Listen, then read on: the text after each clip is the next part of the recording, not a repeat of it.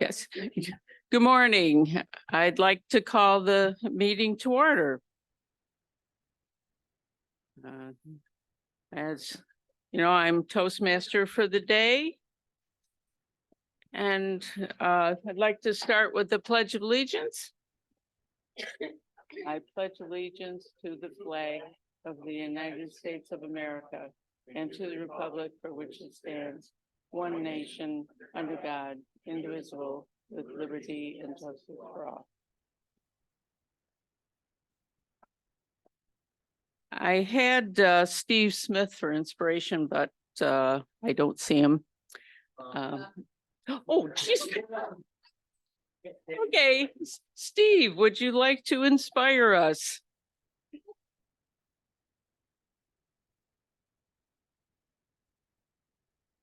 Thank you.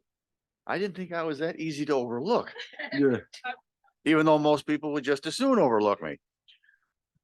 Well, good morning. As I thought about this, I'm thinking I look forward to coming here every week. We all do, because it gives us a chance to work on our public speaking skills, some leadership skills, and have fun doing it. But not only that, everything is evaluated, of course, so we get to evaluate other people. And by studying their skills, we improve our own. It's all a win-win. It's a great respite from life's other problems that we get away, we enjoy each other's company, and we learn something. This is all good. So help us to learn something today.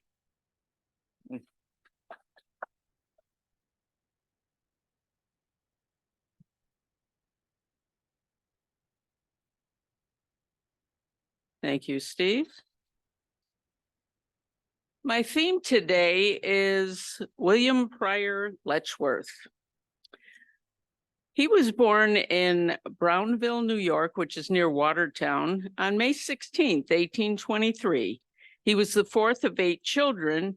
He was raised Quaker, giving him a strong work ethic and charitable nature.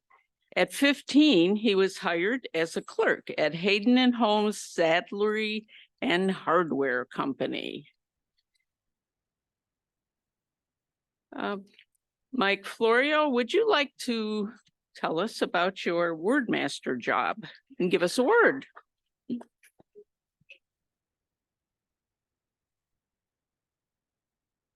Thank you, Madam Toastmaster, fellow Toastmasters. Good morning and welcome, Dave.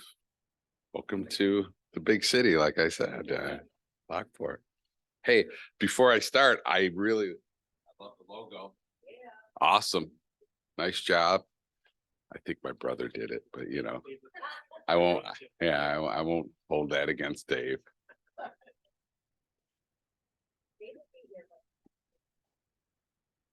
Oh, okay. Yeah, I talked to him on the phone and he made sure he told me that my brother did it and he got rid of that crappy logo that was already on. Anyway, the theme today, I think it's a great theme. And I didn't know much about William Pryor Letchworth, but I do know that he was a businessman and he gave back. And I thought that the word today was appropriate. The word of the day is preserve. And he was all about that, apparently, what little bit I read about William. So preserve is to maintain something in its original or existing state. Or if you really want to go with the noun, you could do preserves, jams or jellies of the world, or a sphere or activity. This is our preserve, a sphere or activity regarded as being reserved for a particular person or group. So this is our preserve. Madam Toastmaster, you try and use the word today.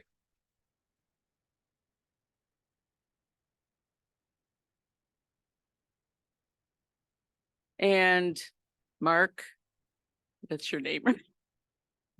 I'm thinking, do I know his first name? I forgot. Mark, could you just tell us what the Master Grammarian does? Yeah, can you? Yeah, take your time.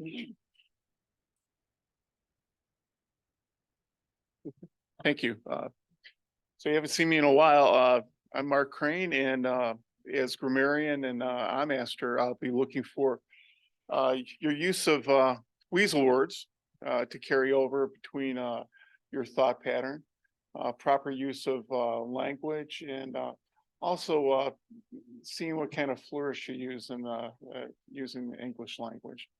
And I'll be looking for that. Thank you.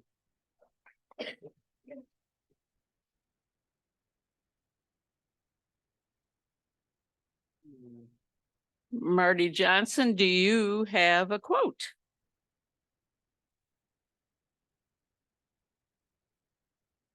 Thank you, Madam Toastmaster, fellow Toastmasters, and especially our welcome guest member, David Jones. Thank you for making the trip to Lockport this morning. There were many wonderful quotes from William Pryor Letchworth, and the one that I selected, it's pretty short and sweet, Carolyn, and it says, "Aim to do all possible good in the world." Madam Toastmaster, thank you.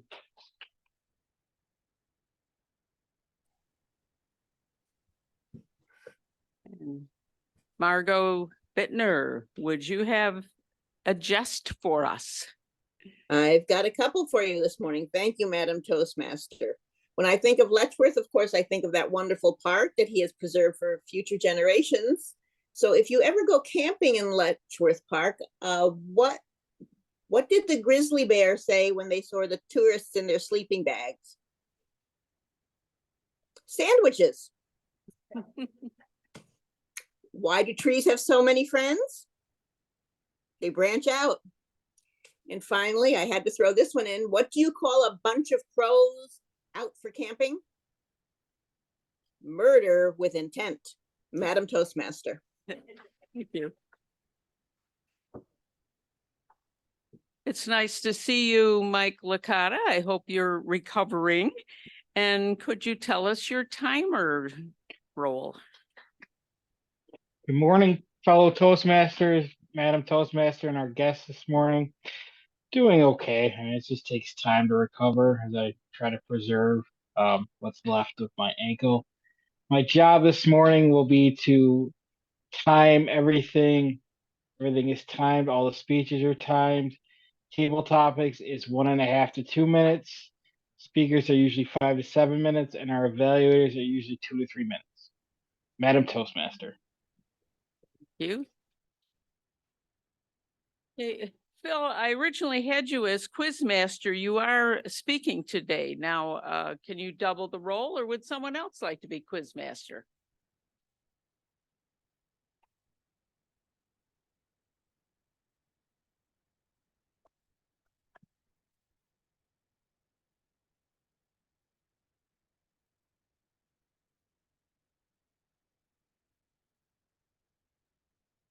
Madam Toastmaster, fellow Toastmasters, our distinguished guest, I will do both roles. I already have my first question. What park was named after the person that Marty gave his quote from? Letchworth, a great park in New York State. Correct. So I'll do that duty and I will do speaking. Madam Toastmaster.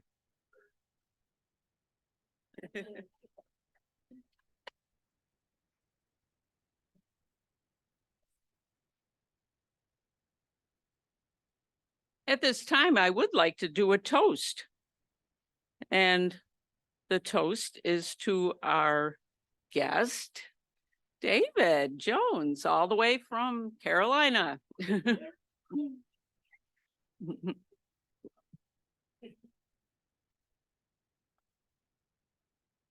Hey,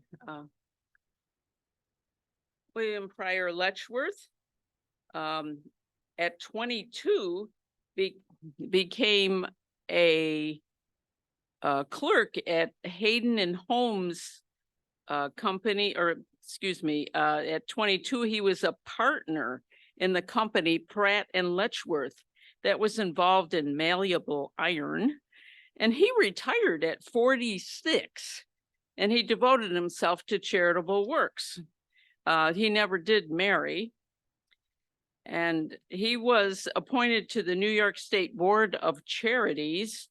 He inspected orphanages and alms homes, juvenile reform schools, and I think tried to make positive changes. And he was also very interested in the treatment of the mentally ill and epileptics. And he actually went to Europe and visited some areas to get ideas of better care for those.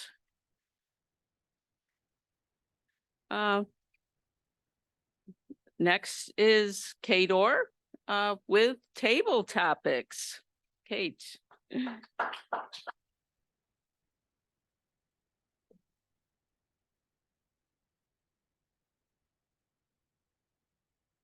Thank you, Carol. Good morning, everybody.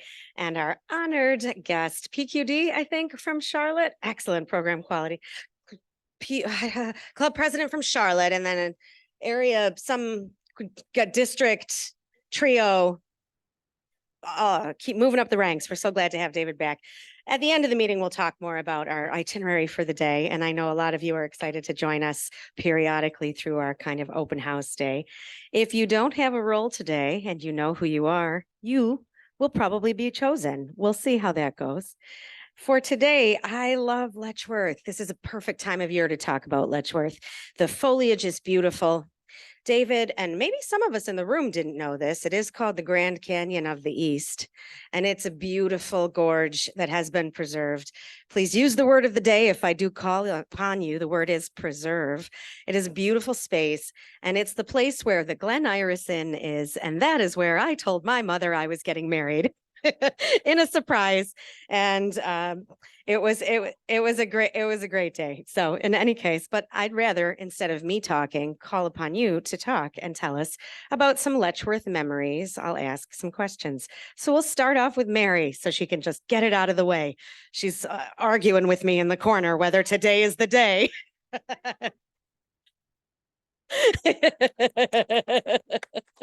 She just said, for anyone on Zoom, she doesn't want to do it, but she guesses she has to. And Margot always says, when you have butterflies in your stomach, we try to help you fly them in formation. Okay, so you're going to come over here and on the microphone, I'll stay right up here with you. You're going to tell us about Letchworth. I'll keep asking you questions if needed. Anything about Letchworth. Now I'm gonna say you're gonna talk about your Letchworth memories, and then we'll shift gears if we have to and try to use the word of the day, preserve. So Mary told me she has been to Letchworth once.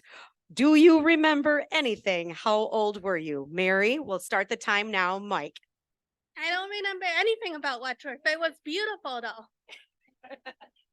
I don't remember how old I was though. Was it a long time ago? It was like 2 years ago. It was a family trip actually. Well, we did a lot of hiking and everything. Yes. was it this time of the year or summer? It was this time of the year. Was the weather good? It was actually very nice and beautiful. We saw both the falls.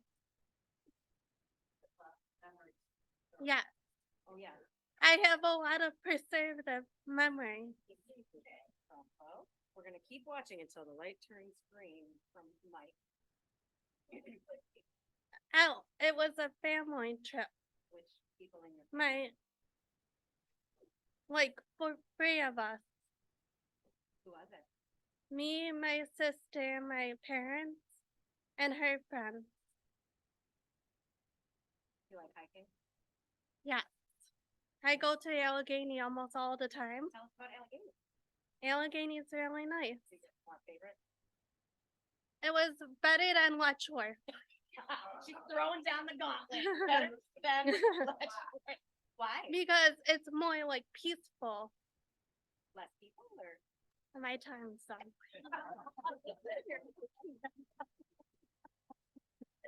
Thank you, team. Great job, club, and great job, Mary. Bravo. The next person I'm calling is my mom. Beth, I don't think you have a role today. Tell us about the Glen Iris Inn. We picked that location on purpose. The Glen Iris Inn from Mom. The Glen Iris Inn is part of Letchworth. I believe the first time we went to stay there, we went for our anniversary. We took my in-laws. I'm really not sure why we took my in-laws to our anniversary weekend. The biggest thing I remember from that weekend is I really learned my body cannot handle Miller beer. It was not a good experience. I loved the Glen Iris Inn. I loved Letchworth State Park. As a child, we went there every year at this time. We kind of took over one of the cabin areas. We would hike from the cabin area all the way to the Glen Iris Inn. We would go to the, I believe it's the Mary Jameson Museum there. So we didn't go into the Glen Iris Inn often, but it is a beautiful place, a great place to eat. Yes, Kate and Wally took us there. It was my birthday, and I do have to admit to saying, "You're what?" No, really? No. Married. Like sometime in the next 10 years, right? No, sometime in the next year. Wow. Okay. For those of you who don't know, Katie has told me for 25 years she was never ever going to get married. So that was quite the shock to my system. Obviously, we love Wally, and he's been part of the family since before she had him join, but the Glen Iris was a perfect location to make that announcement. She knew our family, my family history with Letchworth, so the Glen Iris Inn was perfect. The memories that we have preserved from that are amazing. Thank you. Great job. Okay, my third contestant today, Joe Budnack. Joe's in the room. He looked at me and he kind of knew. Joe, do you have any memories from this Grand Canyon of the East that you would like to share with us today? And be sure to use the word of the day, preserve. Joe.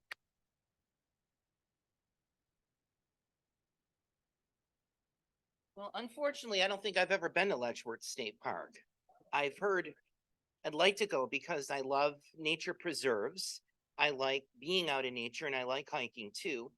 My parents were always raving about Watkins Glen, that they had been there before. They said it was wonderful. Thank you.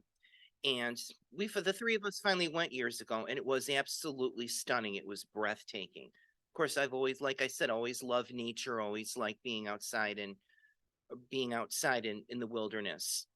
And years ago, a couple times, my parents and I, we had a cottage that we used to stay in Pennsylvania, and we visited the Pennsylvania Grand Canyon, and that was absolutely stunning. Now, we would walk up and down the canyon with these two trails.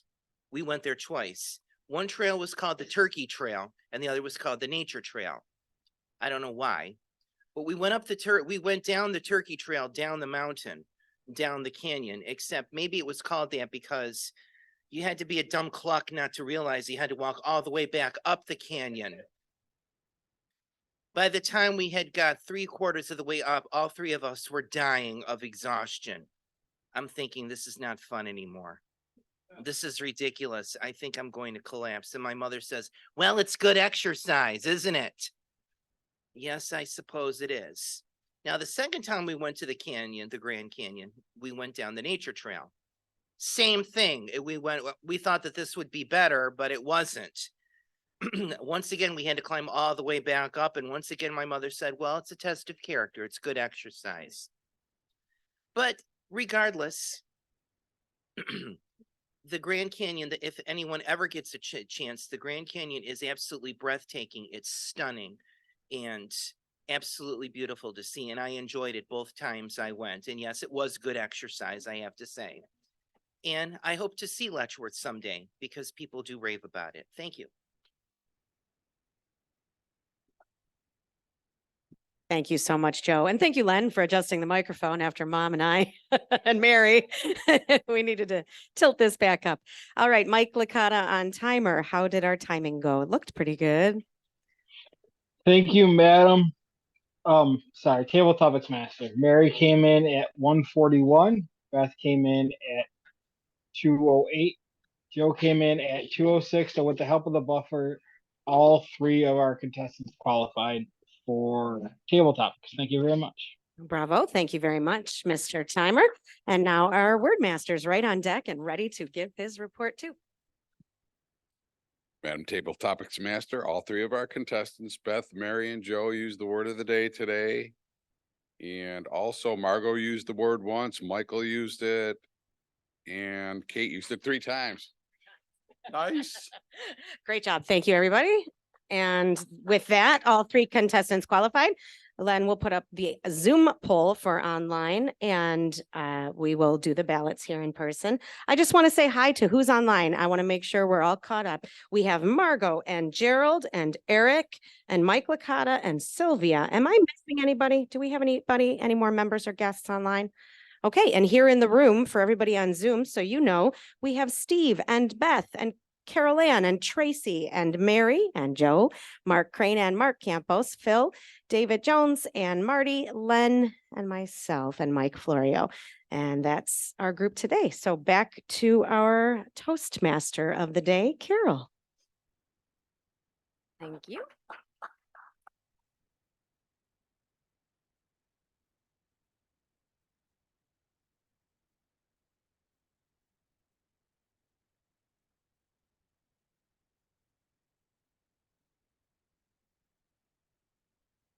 I've heard from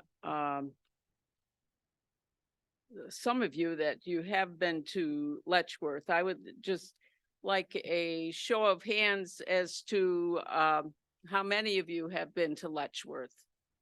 Quite a few.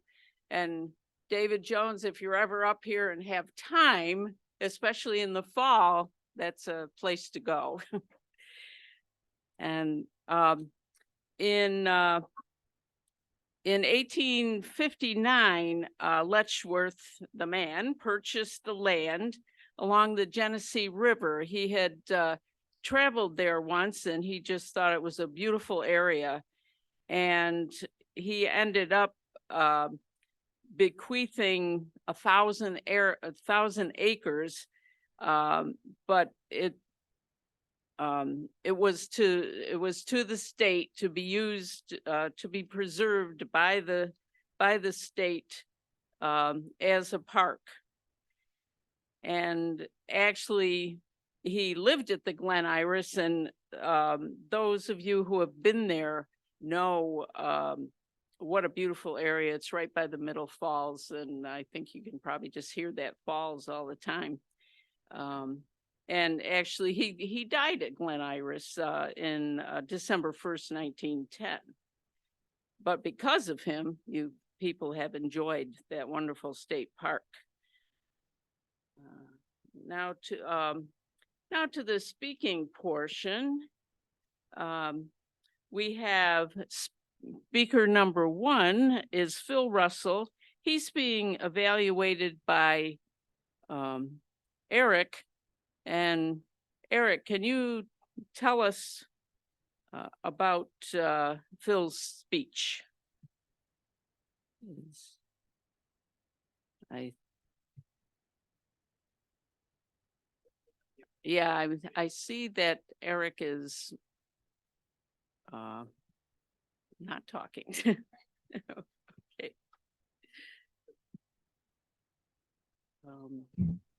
I'm right here. Sorry, I'm in the middle of driving on the highway here, but I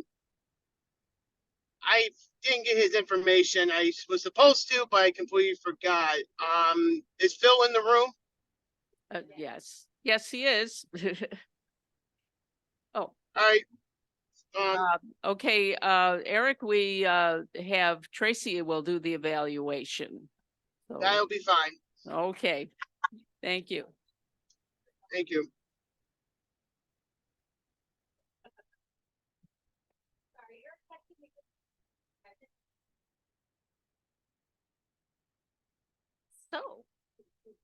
Phil is doing a speech called, I'm just gonna, he is working on his second speech. He's given this speech before. It is timed 5 to 7 minutes. I don't have enough time to go through and see what manual it's out of, but he's gonna do a fantastic job doing this speech. Do you have the title?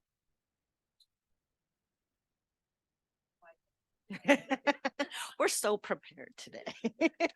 And we're gonna do a fantastic job. His title is Innovative Planning is on Hold. Phil Russell, Innovative Planning, and I'm sure that's the book he's working out of. Yeah, it is. It is. It is. Thank you. I put that together just last night so that you'd have that, because this innovative planning is on hold. Just hold on for a second there, Mr. Timer. It's out of the pathways, innovative planning, and the path and manage projects successfully. The title's innovative planning is on hold. All right, let's start with the timing.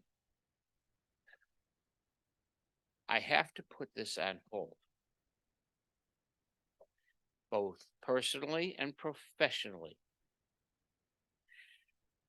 And I found something else out.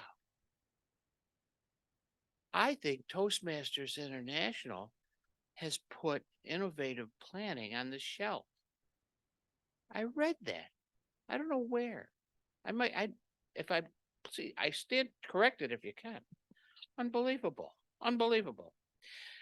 Let's start off with personally. I wanted to do a blog. I wanted to do the podcast. I wanted to do the speech the first time, and my evaluator told me I didn't put enough meat in the speech. So that's what I'm going to try and accomplish today, putting some teeth into it. Madam Toastmaster, fellow Toastmasters, our distinguished guest, David, all the way from the Carolinas. So personally, I like the idea of planning. Planning's great. I have to, and I'll use this, but I have to put it on because professionally, I'm in a profession that they look over my shoulder with every eye they can. In the investment field, you say something wrong publicly, you're in deep doo-doo. So that's why I have to put it on hold. What I say to a person individually, they can scrutinize that. That's not a problem. But if I put it out there, out into the world, I can't do that. They're worried about what's being said out there by professional investment planners. That's actually, I'm not even supposed to use investment planner. I'm supposed to use investment professional or financial professional, excuse me, compliance master. That's who you have to answer to.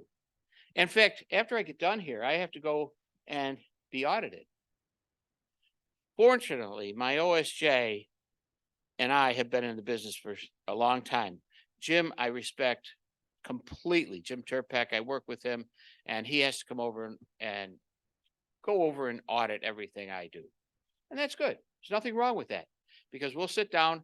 I did the pre-audit planning, and let me tell you something. There was answers I could not put down. I didn't know exactly. We'll work that out because it's things like in the computer. All my records are up to date because I send them right through his office. But he might want to know, what security do you have on your computer? Now, I'm not Lenny. I don't know. My wife takes care of that because she's an IT person. So professionally, that's why I'm doing it. Now, I could do Toastmasters, and I love this Toastmastering group. I've been in it 1982. Started with Lockport Toastmasters. It was a noon group. Branched off to two others, evening and morning. Morning stayed. Evening got very social. They'd go until like 11, 12 o'clock at night, and everybody got bored. And the noon group was a business group and they just lost interest for some reason, and AM has stuck with it. And so I can talk about it, but I try to do with pathways now. I know this pathways thing is trying to focus on business, and that I like the old original one where we just did the 10 speeches and then we had the advanced things like that. But they change and you have to go with change. And I found out that pathways can be a very good thing. But I also found out that maybe dropping this one, but I found another one I might want to try, and that's the coaching one. That sounds interesting. I'll try and finish this one if I can find something I can complete without interfering with the business. That's going to be very important to me, is to complete it without, because I like to complete it. I don't want to rush through it. I have a DTM. I don't need to rush through it. I want to get something out of it. That's what I like about Toastmasters. Getting something out of it, not just rushing through speeches, doing them as fast as you can. That's exhausting. To me, that is just exhausting. I finally got my DTM. I can't remember. I was a long time, because after AM or noon Toastmasters dropped, then I got back into AM, and so I have been doing a lot of Toastmastering, and I enjoy the new paths because it has all the speeches and it has all the goals, but you have to go and do the research yourself on what these paths are about and what they're trying to help you accomplish. Then interchange it with what your goals are, what your plans are. So you need to mix them together. And that's what I'm going to try and do. Even though Toastmasters International may have put innovative planning on the shelf, I haven't yet, but I'll try and finish that one. And then I will take on a new path. Not sure, but I do know it may be coaching, my first enjoyment. Madam Toastmaster.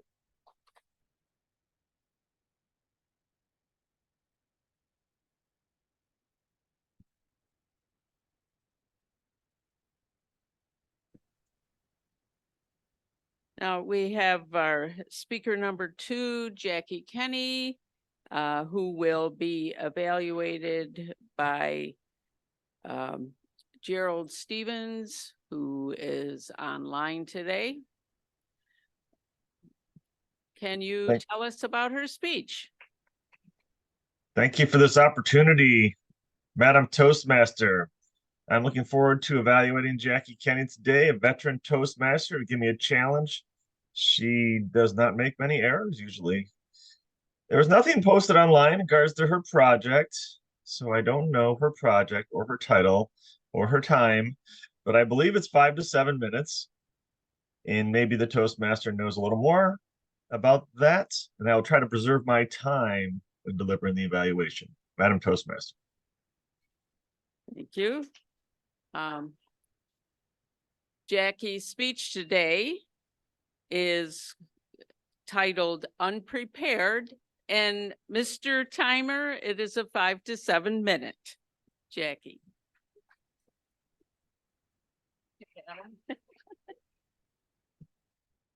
Really unprepared. Last night about 9:30, I decided to look at the schedule. I'd totally forgotten I was speaking today. So we'll just wing it because I was too tired to look for something and figure it out. I'm thinking about my last speech and the evaluation Tracy did at that time.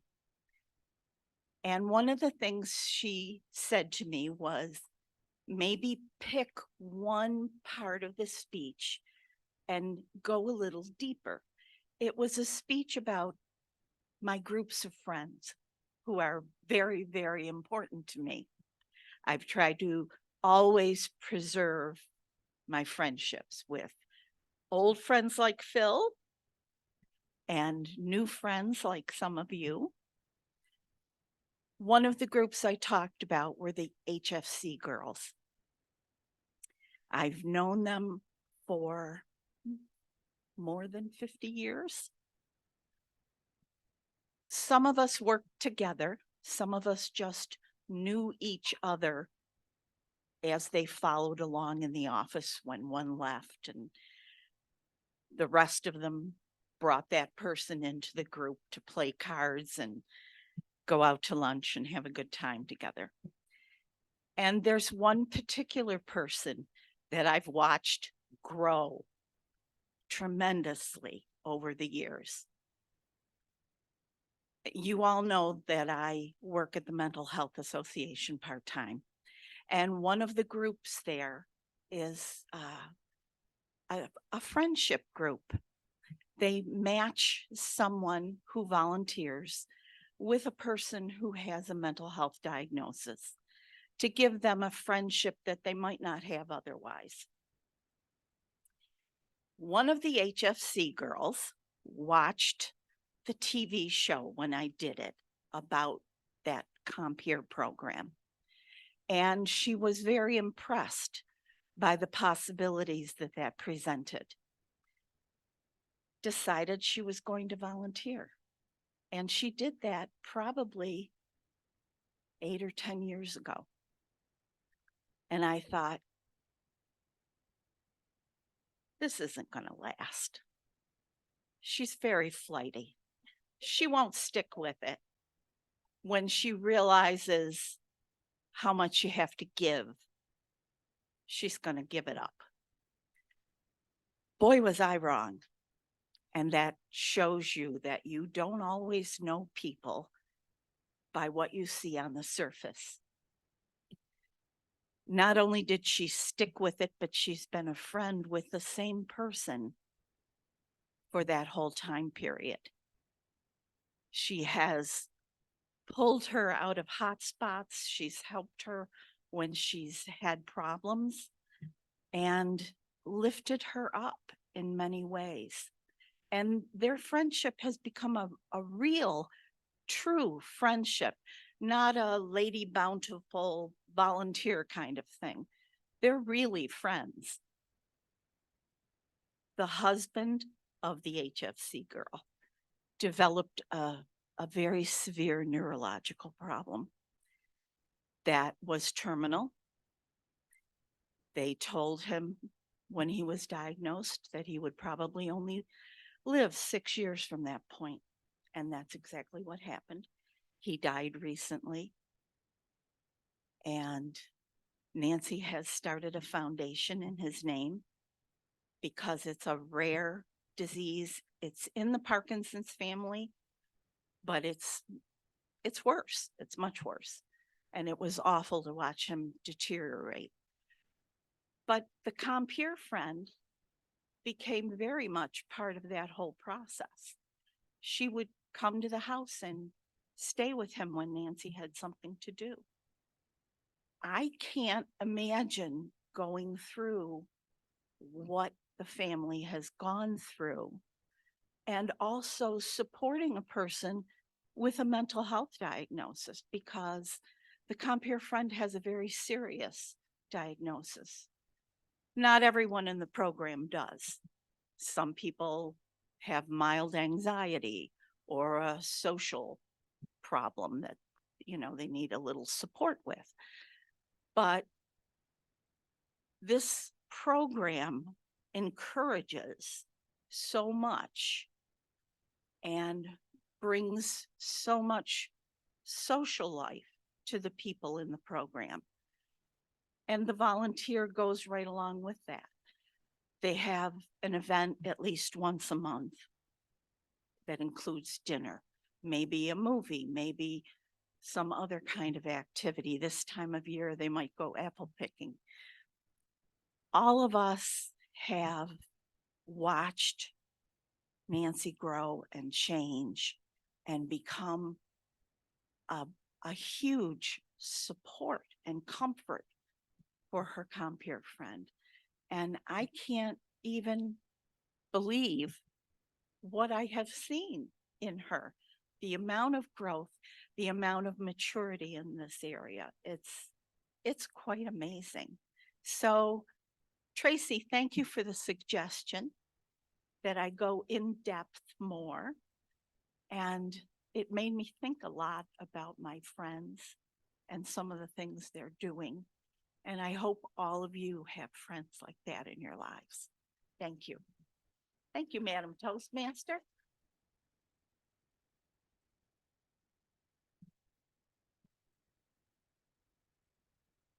Thank you, Jackie. And I'd just like to mention, I'm familiar with the Compeer program. I'm not a volunteer in it, although my parents, who are both deceased now, they were years ago, they were involved in the Compeer program.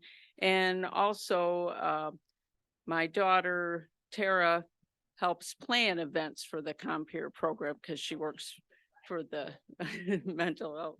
So I just, at this time, anybody could approach Jackie and find out more about getting in touch with the Mental Health Association and maybe become a friend to someone who really needs one.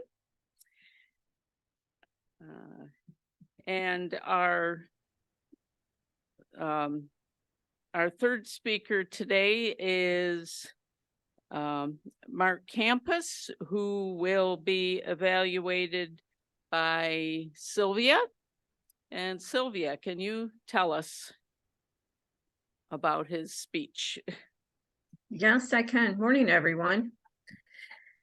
Mark's speech title, I will start with the path, actually. The presentation mastery, level 3. His projects to address storytelling techniques and descriptive skills to help make every speech relatable and interesting.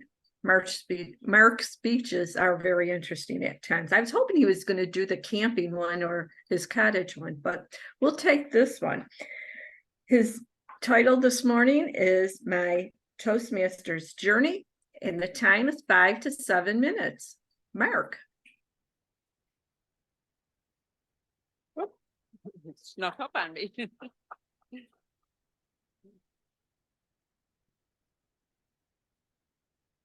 Time out, Mr. Timer. I did think about giving that speech about the mishap at the cottage, but there were certain elements of it that I thought might not be fully appropriate, so I decided to dispense with that. Okay, ready now.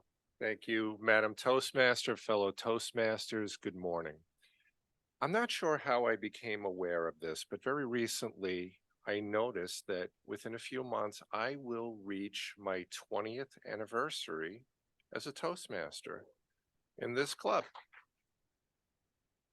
And while I haven't quite achieved the milestone yet, this prompted me to reflect a little bit upon my journey as a Toastmaster and some of the major moments, the milestones, if you will, that I've experienced as a Toastmaster. So what got me here in the first place? I remember a mentoring meeting I had with a former director of mine where she suggested, I think Toastmasters would be very good for you. And at that time I researched a little bit, and that's when I first learned about this club in my hometown, AM Lockport Toastmasters, but I did not join right away. Fast forward a couple of years, I was just promoted into a new position and I was giving more presentations than before.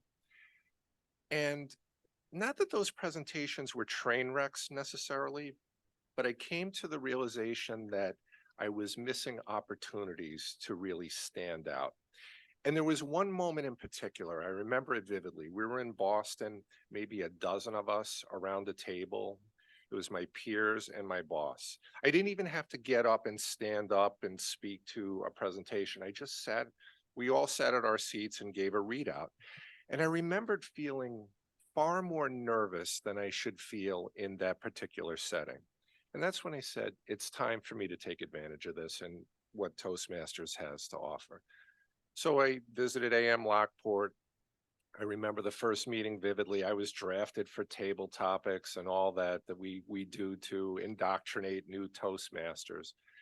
And that first milestone, it's a bit of a cheat. It's not a single moment, but if for those of us that have been part of this group, those first couple of years, that growth curve is just so steep. You're speaking a lot, you're getting a lot of feedback, and all of a sudden there comes a time where you begin to develop that comfort level, and then maybe even a realization that, you know, I might actually be pretty good at this. You know, people will give you feedback to say, you know what, you're a really good speaker. And that's such a boost for the ego. And in those early years, like many of us, I think I was probably a little bit more involved, club officer, area governor, we were called back then, things like that. But also, like many other Toastmasters, as the years progress, your interest level or your drive may begin to wane a little bit. Which brings me to the second milestone. Fast forward to 2012, it came in the form of competitions. Now, I don't compete very often, and when I have, it's been hit or miss. But in the fall of 2012, I had a good run where I made it to the district level and won the evaluation contest.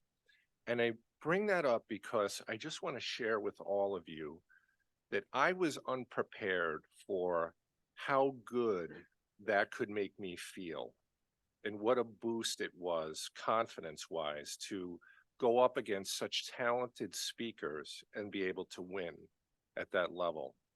So I would always encourage you to challenge yourself and compete wherever you can. My last Toastmasters moment didn't even take place in a Toastmasters meeting.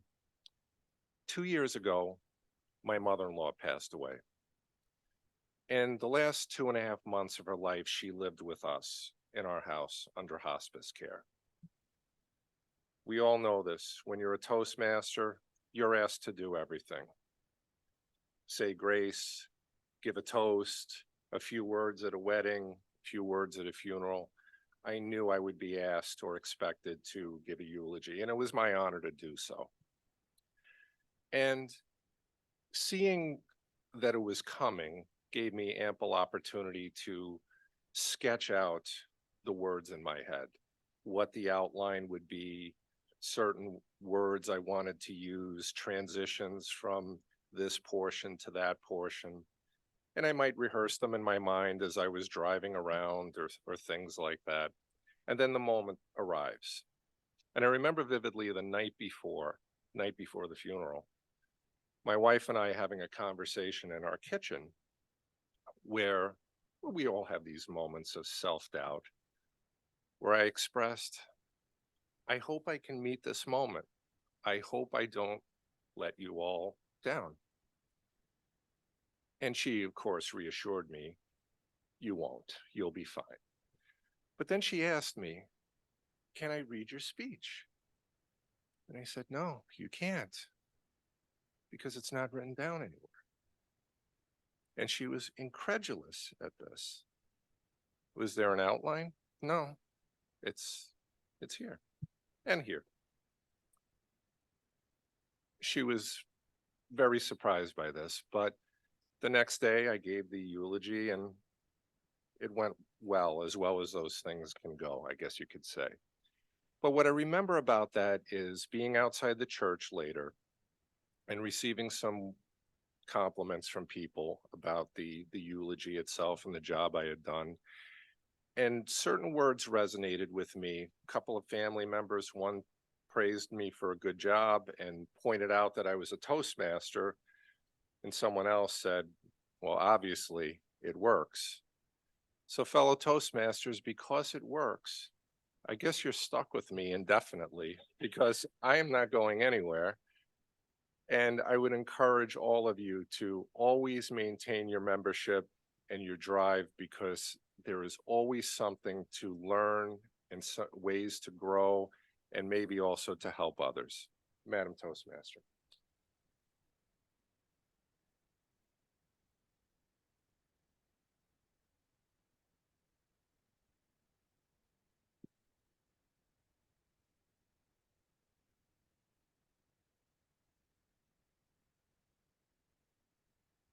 Those of you who have been to Letchworth know that there's quite a bit to see, different areas, and I always enjoyed the museum, and there's a lot of artifacts from the indigenous people, the Senecas, and actually my paternal grandfather has some Seneca blood in him. He grew up around the area of Livingston County near Letchworth.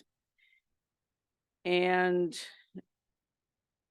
there was one document in there that I noticed, and my maiden name is Clute.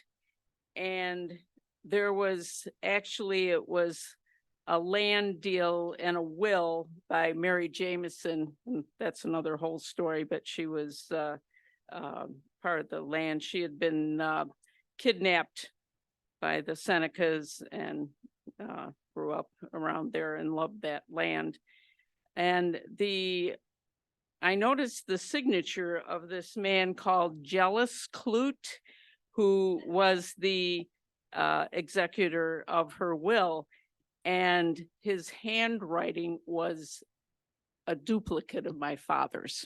It could have been my father's signature. It was just kind of amazing. And there was, I know some of my relatives had done some research and did find out that he was a relative of, some distant. Now, Mr. Timer, how did our speakers do? Thank you, Madam Toastmaster. Good morning again, fellow Toastmasters. All three of our speakers qualified this morning. Phil at 628, Jackie at 623, and Mark at 642. So we can get to vote for all three speakers. Thank you, Madam Toastmaster. Okay, thank you. And if you're in the room, please cast your vote for both the table topics and best speaker. Marty Johnson's coming around the room now. Thank you.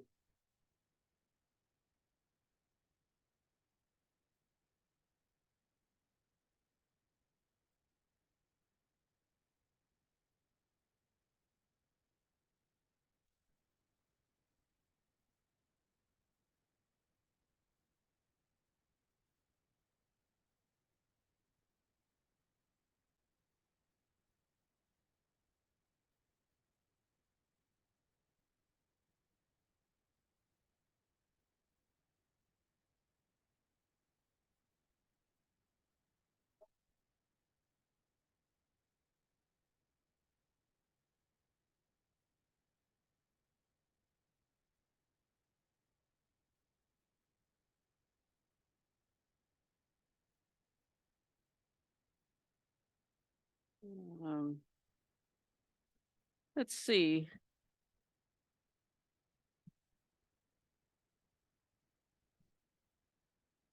How about our general evaluator, David Jones, coming up? And maybe he can ask for reports from the others who had roles.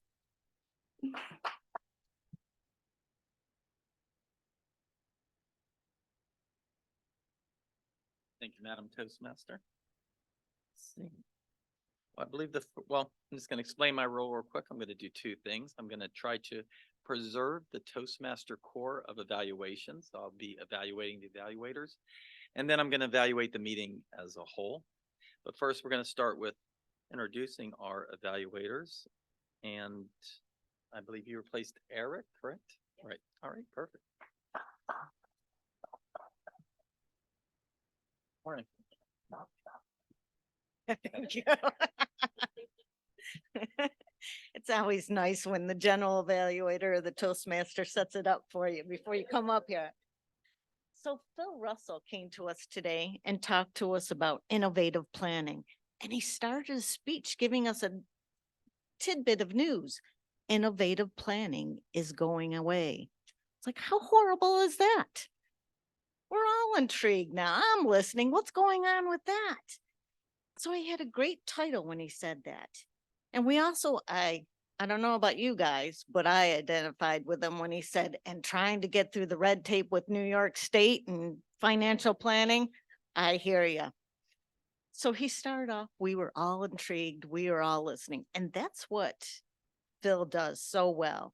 He had great vocal variety. He had eye contact. I didn't even notice he had notes up here.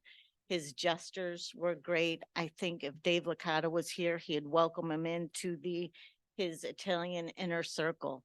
So much so.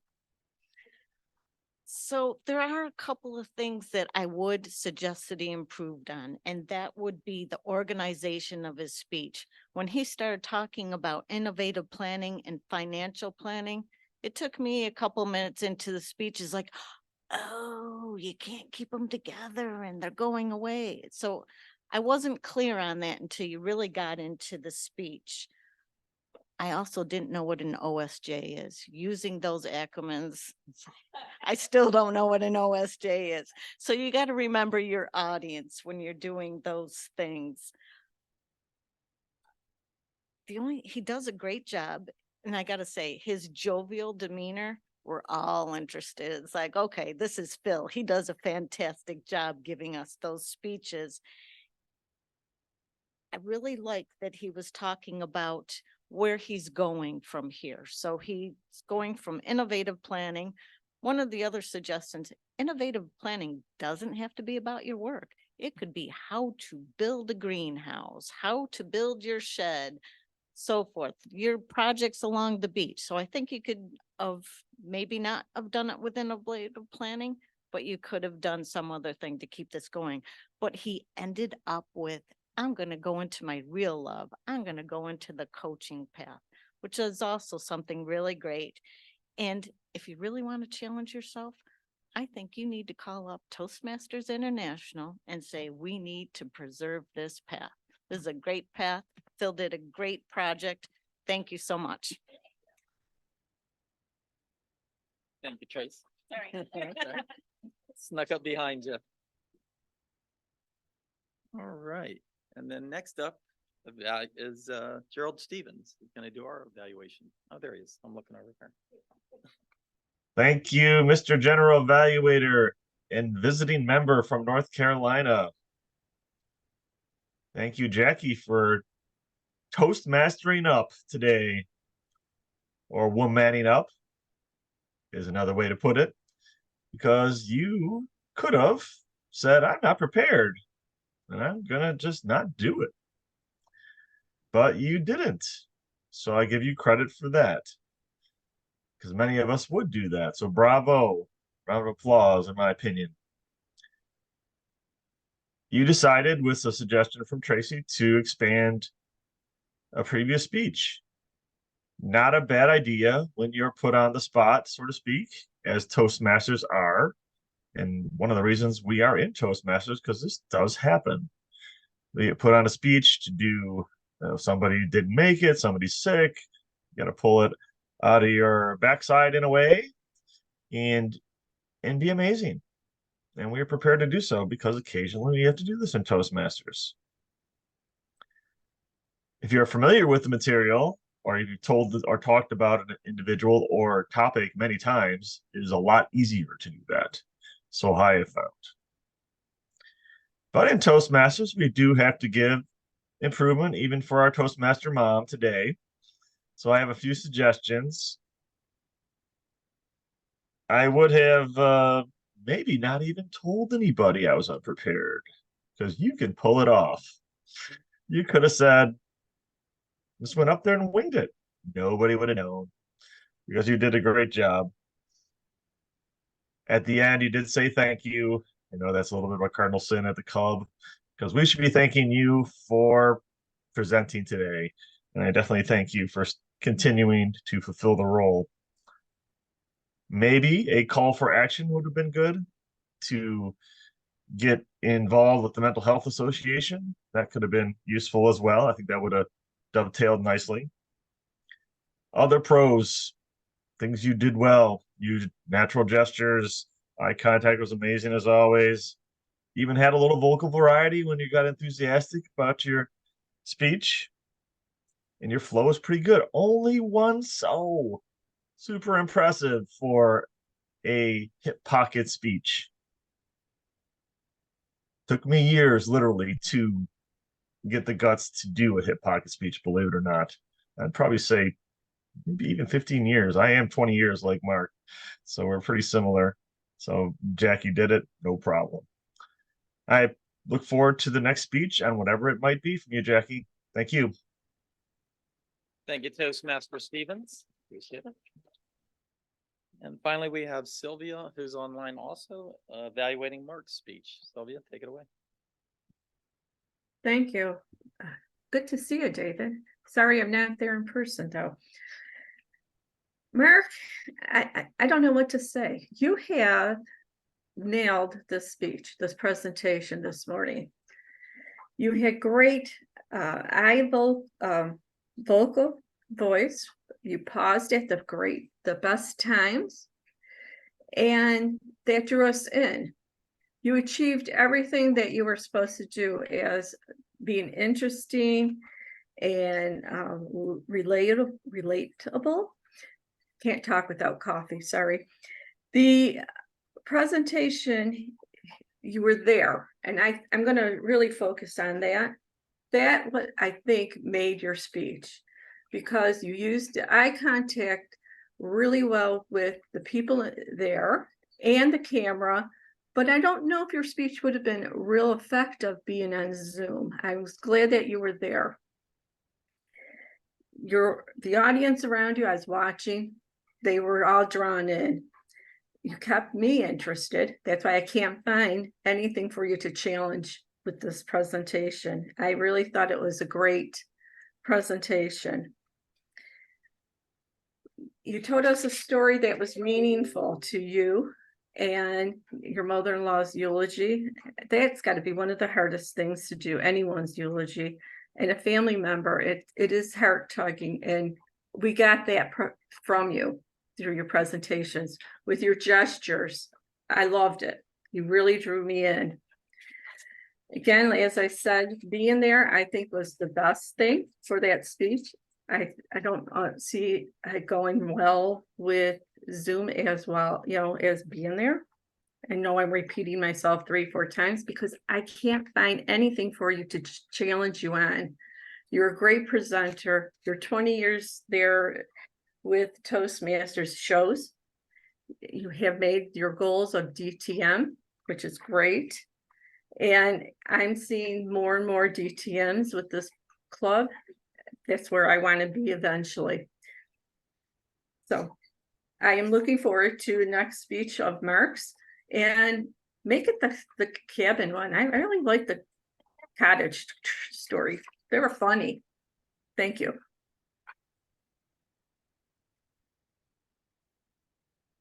Thank you, Toastmaster Sylvia. And can we get Ed Timer's report, Mike?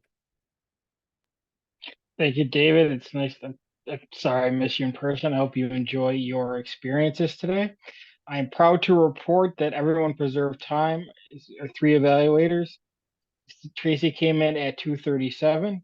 Gerald came in at 2:40, and Sylvia came in at 2:28. Mr. General Evaluator. Thank you, Mr. Timer. We can all do our votes right now. Give everybody a second to vote, but with that, I'll go ahead and start my evaluation of the evaluators, and then I'll call on different roles. All 3 of our evaluators did the sandwich approach. They talked about the good, room for improvement, and then did little encouraging words at the end.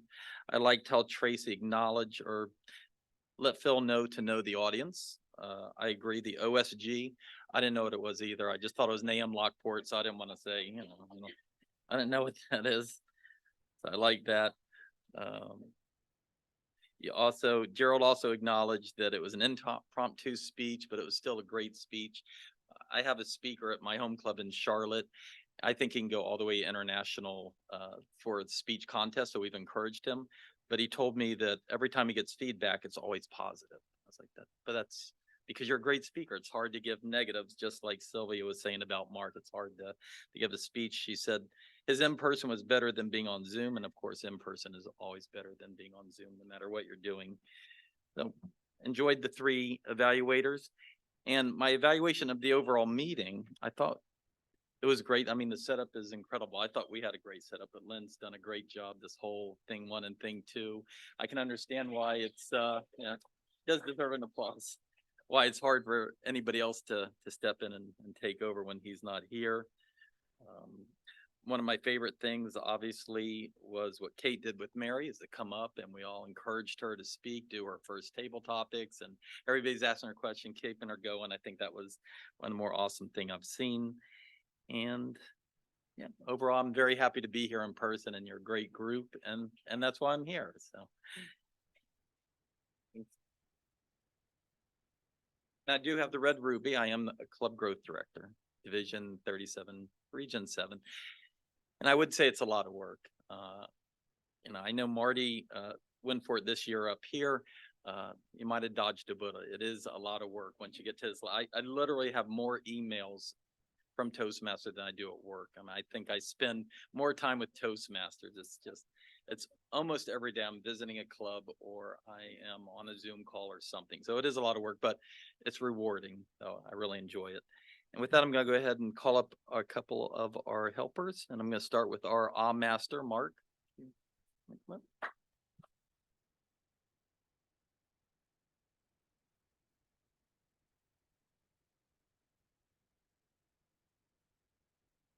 Well, we had some very polished and senior speakers today. Phil, the only thing was about the OSJ, which I really didn't know about. And as far as auditing is concerned, financially, I could use all the help I can get. So just to let you know that. Jackie, you're truly never unprepared. She's got an easy way about her, and ease of and friendly, and her gestures are all natural. And the only way we didn't know that she was not prepared is she admitted to that. Only things to look for is like HFC. I do know about that. I'm getting older myself, and I know about the HFC and who the girls are. And Compure, I do know of that organization, but when we bring up wording that's specific, we have to let people in the room know and bring them along with you a little bit better. But overall, as she progressed through her speech, you knew what Compure was about. You knew HFC were longtime friends, but household finance, I don't think they're around anymore. Mark Campos, always smooth, good wording. Your usage is precise and your gestures are wonderful. And I don't want to sound like I want to take you out for a date or anything, but you're wonderful. And we're glad to have you here. Thank you.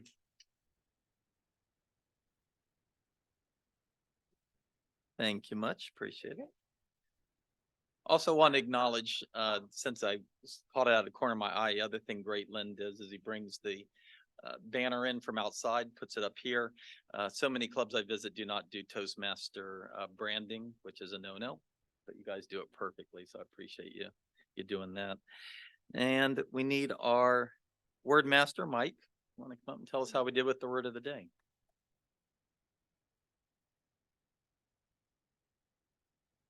Mr. General Evaluator, thank you very much. The word kind of slowed down a little bit. Carol Ann used it, Dr. Gerald used it, Jackie used it, Mark used it, and David Jones. David, I think you get the record for the longest commute. Definitely. I mean, nobody should complain now from coming from Amherst. Like this guy came from North Carolina or South Carolina, one of them. David, yeah. And I did learn to appreciate all of you, because at home I just get on Zoom and I'm here, but to actually wake up, come early, set up the equipment, get dressed to be here. It's a lot of work to be here at 7 o'clock. So I appreciate it. It's worth getting up for evidently, yeah. And finally, our quiz master, Phil.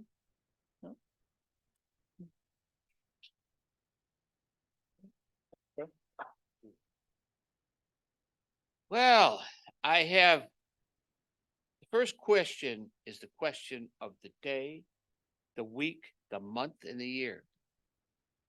What does OSJ stand for? I don't know. I know what it is. I don't know what the words are. I think it's officer and something else, but I don't. But it means that's the compliance officer that's looking over your shoulder. Sorry, but I didn't know what the acronym. No, I didn't know. HFC, Household Finance Corporation. Now that one is easy. Known that for years. OSJ, I've been doing this since 1982.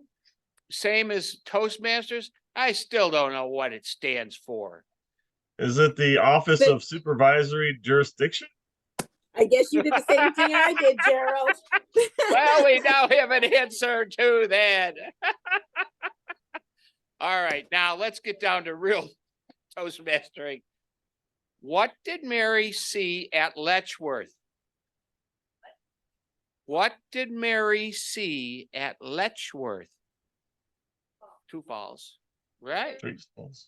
I know. I know. Who did Beth take to the Glen Iris Inn? In-law. What did Kate do at the Glen Iris Inn? Told him getting married.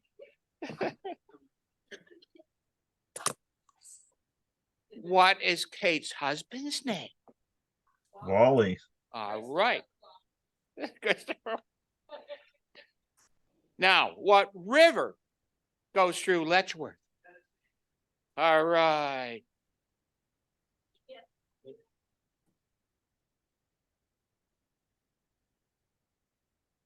What story did Mark leave out of his speech purposely?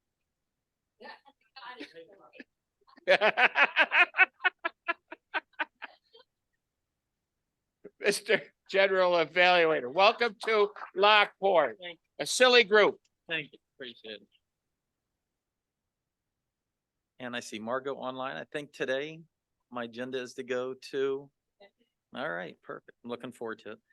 I guess being a Toastmaster, I had quite the agenda with Kate, so I appreciate you putting that together, and my day is planned out. It's awesome. And with that, I'd like to turn it back to our Toastmaster of the day, Carol Ann.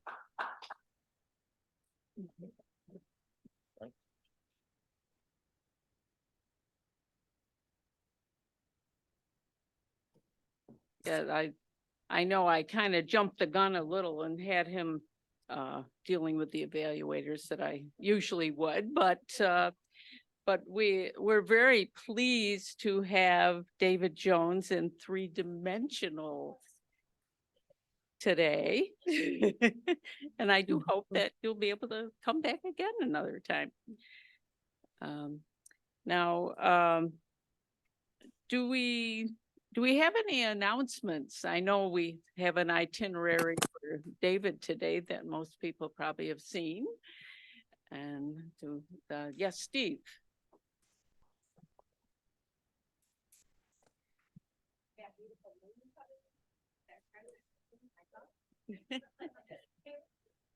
You should mention that because that's what I'm going to talk about. This Saturday is the last star show of the season. Now, the weather forecast is, I won't use that word, not good. It's calling for rain all day, but if it's clear, I will be down there. Now, also this Saturday is what is called an annular eclipse. I got a little drawing here you probably can't see from here. What happens in an annular eclipse? The moon is further away from the earth, so it doesn't completely cover the sun. We have this little ring of sun around here. It's called a ring of fire eclipse for that reason. Now, the real bad news is we're not anywhere near center line for that. That's like Mexico. We're going to get approximately 35% coverage here, which would look something like this, only partially obscuring the sun. And that's during the day. And if it is clear, and that's a big if, I'll be down there looking at that. That's just a prelude for the big eclipse next April 8th. 2024. Right here. We're right in the path of totality. That's the big one. But that was my main announcement that Star Search is this Saturday. Please come out. If it's clear, give me a call. If it's not, I'll let you know. Thank you.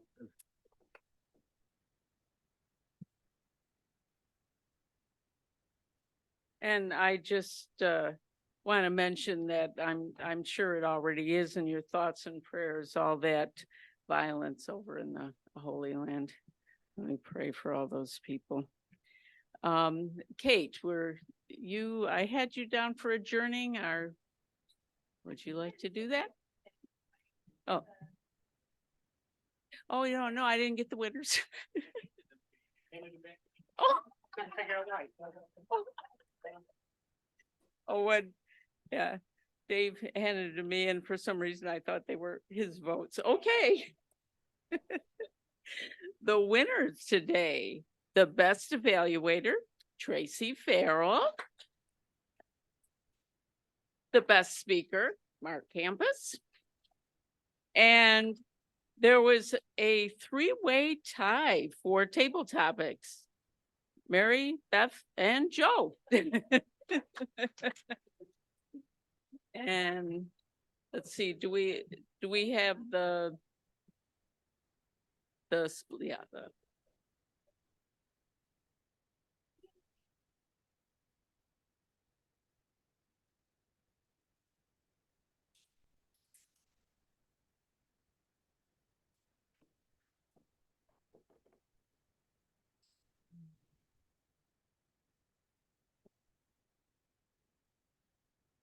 the winning ticket is 345879.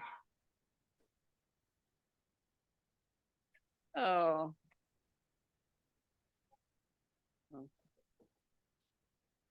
Okay. At this time, I would like to adjourn the meeting.